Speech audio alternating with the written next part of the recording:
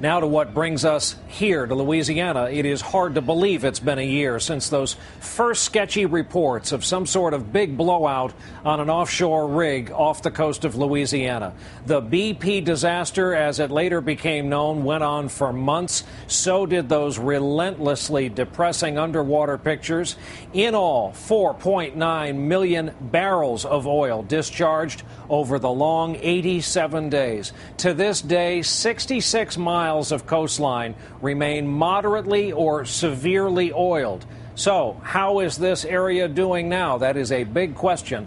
Our Chief Environmental Affairs Correspondent, Ann Thompson, back with us again here with some answers. And here we are again, Ann. Hi, Brian. And things are still tough down here, in part because of the losses you can't quantify, like the erosion of trust in officials who spent months underestimating the size of this spill, and promises that a year later have yet to be delivered. Along Louisiana's coastal bayous, nature's breeding grounds, there are signs of spring and sounds of lurking danger. Air cannons scare birds from sandbars and marshes where the Mississippi River meets the Gulf of Mexico, and oil lies just beneath the surface.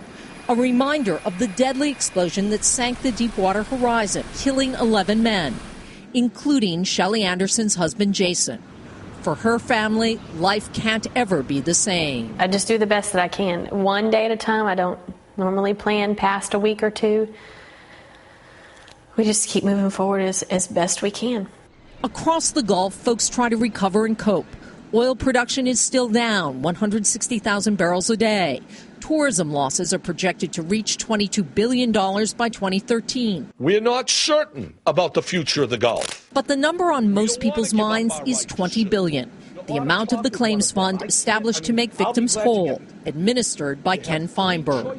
There have been mistakes. I'm the first to admit it. He says the numbers reveal some success. 300,000 claims paid for a total of almost $4 billion.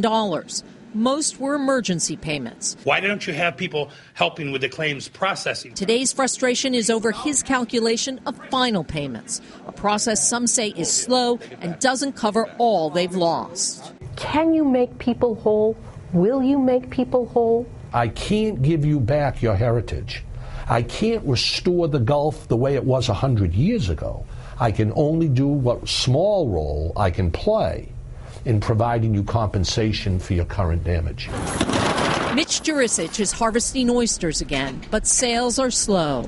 If we can get back to 30% of what we normally did, we'll be, I know it's crazy to say this, somewhat satisfied, because at least we'll be able to do something and pay the bills. These are the tar balls that they're talking about. Jurisic met with President Obama on his first trip to the Gulf and listened to his promises. You will not be abandoned. Just getting our share of it back. And now? I don't know if there's really much you could do. Kick Feinberg in the butt and tell him get off your butt. And among the many questions, what's behind the fourfold increase in dolphin deaths? Dr. Moby Solange tracks the strandings in Mississippi and Alabama. 86 so far this year, 67 babies. It is very unusual. It was very concerning. But there are no answers yet. The government won't reveal any results because of the ongoing criminal investigation into the spill. Dr. Samantha Joy of the University of Georgia is looking at the effects of a layer of oil her team found on the bottom of the Gulf, suffocating the first links in the food web. You cannot expect those kinds of impacts to be clear and apparent in 12 months. 1 year later, so much is unknown, and yet there still is hope. There's no doubt that it will come back and be as robust as it was before, but it's going to take time.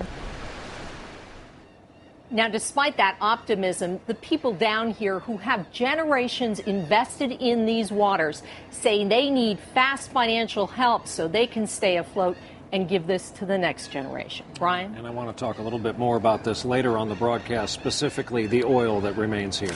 Ann Thompson with us here in Venice, Louisiana.